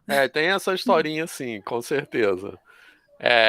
Mas algumas dessas historinhas são meio idealizações, não tem como saber se é verdade mesmo, assim, mas ou se que isso é uma lenda, que assim, isso vira lenda, é difícil saber se a pessoa falou mesmo ou se alguém inventou e meio que uma fofoca, assim, digamos, entendeu? Não, e assim, para a gente da análise, né, da graduação, fez total sentido, né? Porque sim. ninguém acreditava naquilo ali que estava acontecendo.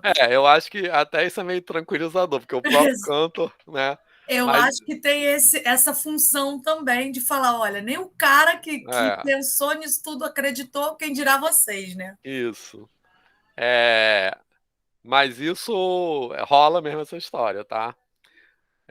Enfim, essa aí não sei se é verdade, mas acho que é uma história assim que a gente pode contar como uma lenda mesmo, assim. Agora, essa do Cantor acho que é verdade, porque isso foi uma palestra que ele deu, né?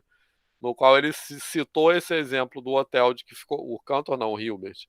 Ele citou esse exemplo do hotel que ficou conhecido como Hotel de Hilbert para, tipo, dar uma concretude, digamos assim, à teoria que o Cantor estava propondo na época, tá? Beleza? Então, isso que a Heloísa falou, eu acho que é legal assim, a gente pensar que isso aí é o tipo de coisa, a gente fica querendo entender as coisas, beleza? Então, tipo assim, essa ideia de entender, não é que a gente tem que ficar perdido, não é isso que eu tô falando, tá?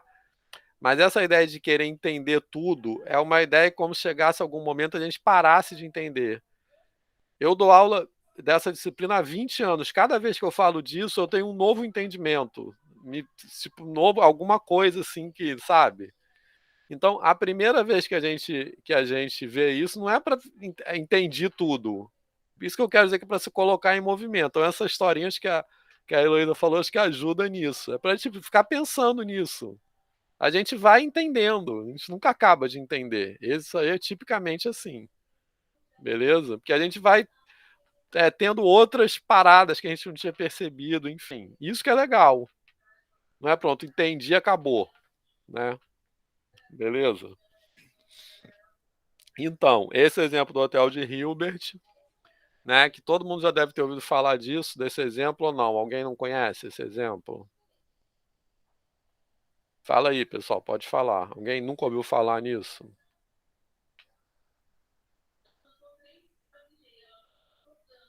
Certo? Então é o hotel com infinitos quartos, que chega um novo hóspede, aí como é que o gerente do hotel faz? Aí esse esquema aí, que manda quem está no quarto N para o quarto N mais um, enfim, um hotel com infinitos quartos nunca está lotado. Então, matematicamente, o que a gente está fazendo?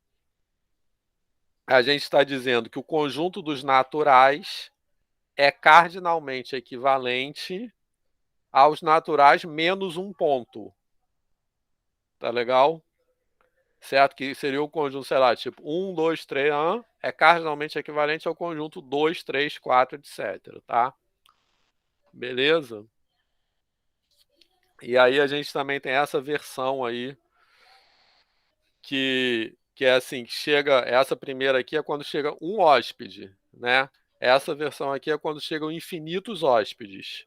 Então, quando chegam infinitos hóspedes, o gerente faz o quê? Ele manda quem está no quarto N para o quarto 2N, por exemplo, tá? Beleza? E aí, para quem não conhece também, tem esse vídeo que é super legal esse projeto da Unicamp, né, que chama Projeto M3. Vocês podem botar no YouTube, que tem vários vídeos lá legais, mas esse está errado aqui, não é M2, não, é M3, porque é matemática multimídia. É um projeto de produção de vídeo da Unicamp, né? Vamos consertar isso aqui. Beleza, que tem... Todo mundo já viu esse vídeo? Está apresentando, Vitor? Ou não? Tá apresentando ele. Não, você está apresentando a página do vídeo? Não tô. Tá. Não tô. Eu já vi, inclusive, no primeiro ano do ensino médio, o meu professor me apresentou esse vídeo, a gente teve que fazer um trabalho sobre. Ah, tem legal. a ver com o que você falou aí, que na época foi bem difícil de entender isso aí. Isso aí. Mas acho que ele conseguiu, assim, minimamente fazer a gente pensar. E quem era ele? Pode falar? Marcos Pereira, professor do Pedro II, Tijuca. De nome assim, não tô lembrando. Amigo do Bruno Viana, do Bruno Amorim. Eu conheço. Amorim da também. Mesma galera. De nome assim, não tô lembrando. Enfim.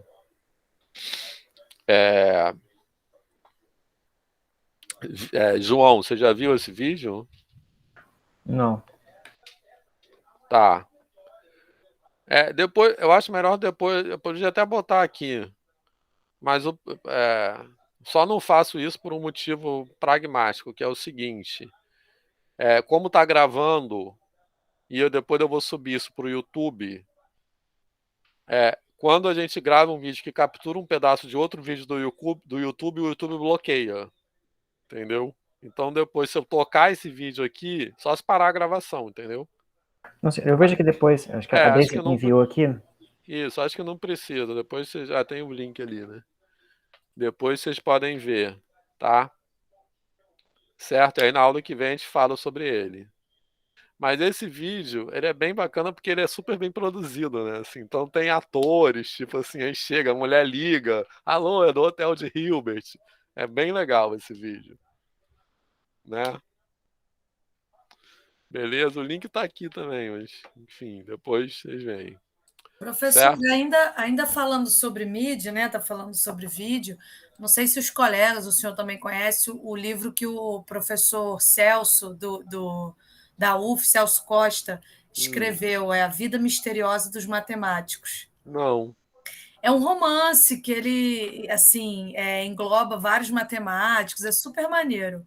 E aí ele fala também... Não, eu já ouvi falar, assim, ele já falou, mas eu não, quer dizer... Não leu, nunca né? li, Não, e aí ele fala bastante de Hotel de Hilbert também, que tem uma convenção de matemáticos, aí chega o Euler, não sei o quê, ele fala de vários matemáticos que chegam, um grupo, não sei o quê, é super interessante também. Isso. Então... o Vitor perguntou qual o nome do livro, é A Vida Misteriosa dos Matemáticos. Escreve aí. Escrevo, ele vive fazendo... Eu comprei até lives, assim, né? Ele faz live, ele faz também... assim, encontro, não sei como, assim, né, com essa pandemia, como é que ficou, mas ele faz vendas presenciais também, é bem legal. Legal. Então, essa palestra do Hilbert, né, que ficou famosa por isso, está inserido num contexto que isso era um debate, né? Tinha gente famosa, assim, eu não vou saber quem, assim, mas tinha matemáticos famosos que se opunham a essa ideia, né? Que ia falar que era uma ideia absurda e tal. Beleza? Tá, então, essas resistências que existem na história da matemática, né, de quando alguém propõe uma coisa nova, assim, e que existe uma resistência apesar da consistência lógica das coisas. Essas resistências na história da matemática sempre tem a ver com não querer sair da sua zona de conforto, entendeu? Então, se manter naquele lugar. Então, por isso que eu estou falando, a ideia disso aqui é nos manter em movimento, é nos tirar do lugar mesmo. Beleza? Geometria não euclidiana, outro exemplo clássico disso, né? Que as pessoas falam que era um absurdo, até também tem várias histórias aí que eu também nem sei o que é verdade, o que não é, mas tem várias histórias que os próprios matemáticos falam, ah, não, isso aqui é demoníaco, tinha até umas coisas assim. Bolyai e essa galera que trabalhou em geometria não euclidiana. Beleza? É a mesma coisa, né? Que produz uma coisa que é contra a intuição, assim. Enfim. Então, isso acho que é bem importante.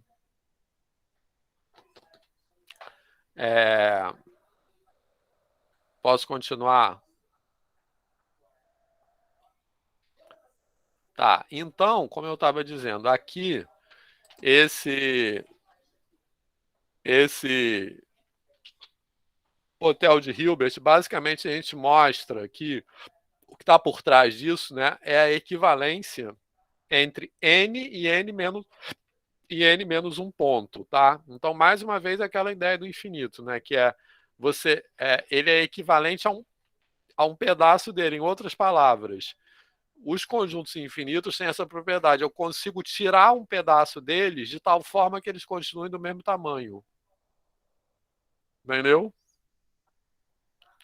Beleza? Essa é a ideia. Então, aí eu acho bacana também trazer a discussão de infinito e número muito grande, que a ideia é que infinito não é um número, no sentido de que uma coisa é você falar de números muito grandes, outra coisa é falar de infinito.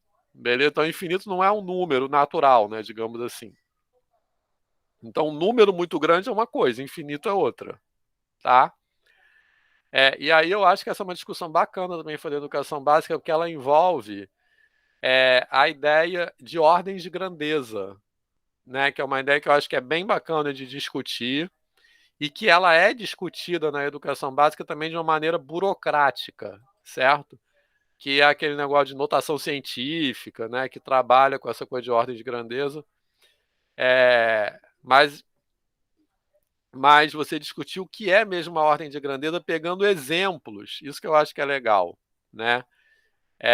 Então, por exemplo, tem vários vídeos no YouTube que mostram, não sei se vocês já viram, que mostra zoom in, zoom out, que vai desde uma célula até a galáxia.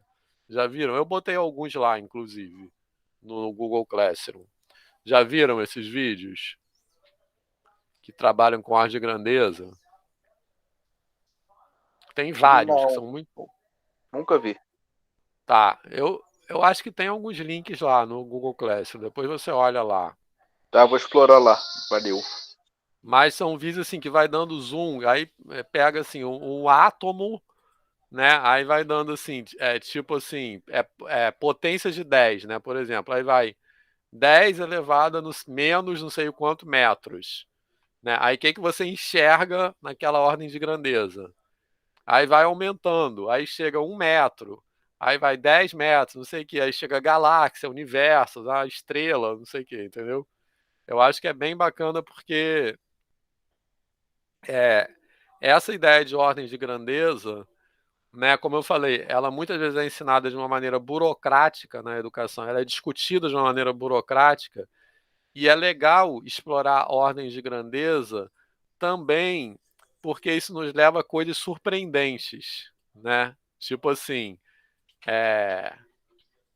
por exemplo, tem mais estrelas na galáxia do que grãos de areia na Terra, né? Se você for trabalhando com estimativas das coisas muito grandes, né? Tem coisas que são muito loucas, assim, são muito, né? Isso eu acho bacana trabalhar na escola. Tem vários exemplos assim, tá? Certo? Que eu vou colocar alguns aqui, inclusive.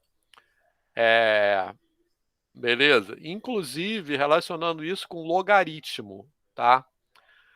Porque logaritmo também é uma coisa que é dada burocraticamente, equação logaritmo, inequação logaritmo, eu acho chato pra caramba. E logaritmo tem a ver com ordem de grandeza. O logaritmo de um número é a ordem de grandeza desse número em relação a uma base, né? Beleza? É o expoente, né? O expoente é a ordem de grandeza, enfim. Mas aí, falando um pouco disso, eu trouxe aqui esses exemplos do número Google, que é o número 10 elevado a 100, que tem uma história aí também, que eu não sei direito. Essa parte fofoca assim, da matemática eu não sei muito. Mas tem uma história que foi algum matemático lá, não sei quem, que inventou esse nome para falar com o filho, com o sobrinho, não sei o quê, e deu esse nome Google, que era um nome que ele inventou para um número muito grande. Depois o Google copiou esse nome aí, né? Esse Google número é anterior ao Google empresa, né? Beleza? Então, esse número aí, 10 elevado a 100, tá? E aí tem várias estimativas que a gente pode fazer para trabalhar com essa ideia de número muito grande, né? Por exemplo, isso aí é o número Google, né? Se eu escrever por extenso, 1 seguido de 100 zeros. E aí eu posso fazer uma estimativa mostrando o seguinte, que esse número aí, né? Porque eu acho que é isso que eu estou falando de ordem de grandeza, que são coisas que são muito loucas, assim, e que nos dão uma ideia de números muito grandes, tá? Então, tem o Google Plus, que é 10 elevado a Google, que eu acho que está aí nesse PowerPoint também. Então, olha só, se eu perguntar, por exemplo, quantos segundos se passaram desde que o universo existe? A quantidade de segundos que já se passaram desde que o universo existe, quer dizer, obviamente considerando a teoria do Big Bang, etc., como o começo do universo, né? É muito menor do que um Google, beleza? E a gente pode fazer essa estimativa, né? Porque o tamanho, a idade estimada do universo, segundo a teoria do Big Bang, é 13 bilhões de anos. Então é fazer uma conta, né? Uma multiplicação. Quantos segundos tem em 13 bilhões de anos?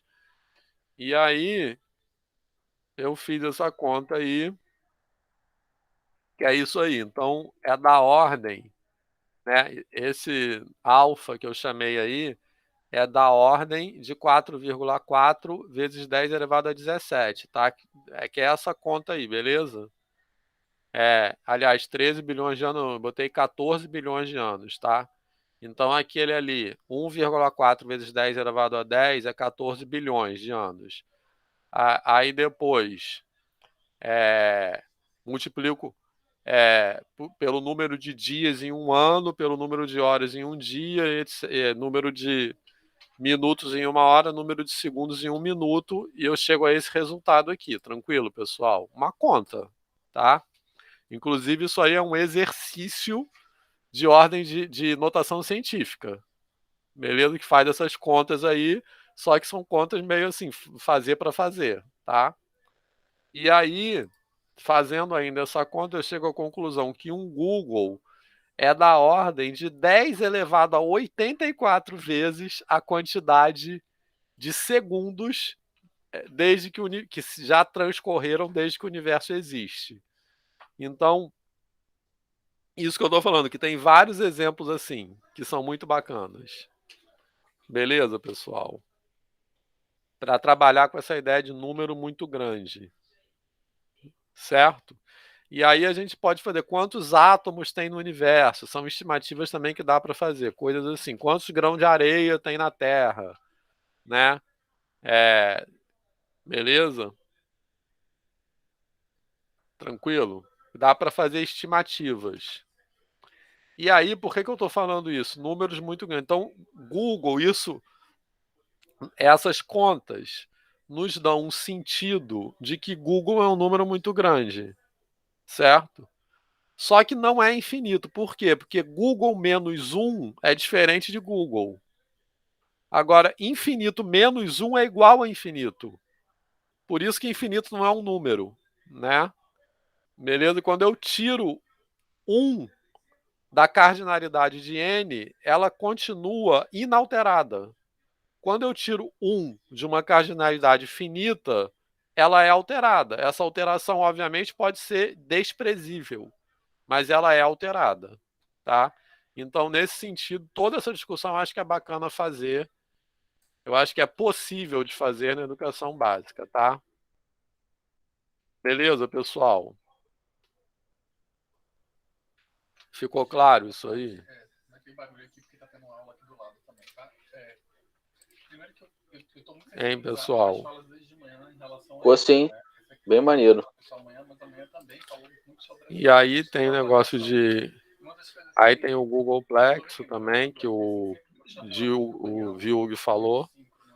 E aí, isso aí que eu coloquei, um Googleplex menos 1, 10 elevado... Então, a gente pode ficar nessa viagem, tá? 10 elevado a Googleplex, etc. Mas se eu subtrair 1 dessa cardinalidade, é diferente da cardinalidade original. Certo? Beleza? Então tem isso aqui que também é muito louco, né? Porque repara só, aqui eu escrevi o número Google, tá? Com 1 seguido de 100 zeros. Beleza? Agora, o Googleplexo é 1 seguido dessa quantidade de zeros. Eu não tenho nem como escrever isso, porque eu posso fazer essa estimativa aqui, ó. A escrita desse número em notação decimal não cabe no universo. Beleza? Então, depois eu ponho alguns vídeos lá, tá? Tranquilo, pessoal. Alguma pergunta a mais? E assim, eu fiquei um pouco sensível também com a fala da aluna lá, ela quem falou sobre o podcast, outras coisas aí então nós podemos ficar por aqui. Aqui tem alguns exercícios. Tranquilo? E dessa parte, eu não estou colocando listas de exercício lá no Google Classroom, porque eu estou pegando exercícios do meu livro. Do meu livro, não. Isso aí não é do meu livro mais. É de uma apostila que tem lá, tá? Beleza? Essa parte aí tem uma apostila que está na pasta Notas de Aula, que tem esses exercícios aí. Então aqui eu estou colocando alguns exercícios. Se vocês quiserem fazer, a gente pode ir tirando dúvida. Beleza, pessoal? Show. Então aí são alguns exercícios. Tá?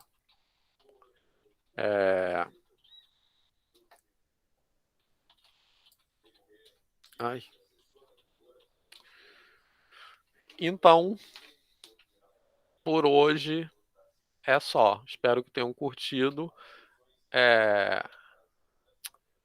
Sim, só mostrar isso aqui, que vai ser o que a gente vai fazer nos próximos encontros. Então, olha só. Voltando a essa pergunta, o que é cardinalidade? Então, a gente quer definir classes de cardinalidade, tá? Então, essa pergunta, como eu caracterizo classes de cardinalidade, ela tem uma bifurcação. Ela tem uma resposta para o caso de conjuntos finitos e outra resposta para o caso de conjuntos infinitos, tá? Então, o que significa definir classes de cardinalidade? É ter objetos matemáticos que eu consigo rotular qualquer conjunto em relação à sua cardinalidade. Então, no caso dos finitos é um papo, no caso dos infinitos é outro papo. No caso dos finitos, nós já sabemos que são os números naturais. Tá legal? E nos casos infinitos vai ser o quê? Que aí vai ser a parte legal da matéria, tá? Quer dizer, tem outras partes muito legais também, mas essa é uma das partes legais. E aí a gente vai chegar no conceito proposto para o Cantor, sobre o qual o João Vitor já falou, que é o conceito de número transfinito, tá? Que a gente vai falar disso. Que é outra coisa. que não é número no sentido que a gente entende número como quantidade. Assim. Bem, então o que a gente vai fazer? Nessa parte aqui do diagrama, quando eu estou falando de conjuntos finitos, eu quero chegar aos naturais, o que eu vou demonstrar? Eu vou demonstrar que todo conjunto finito é cardinalmente equivalente a um conjunto, a um subconjunto dos naturais na forma 1, 2, 3 até n.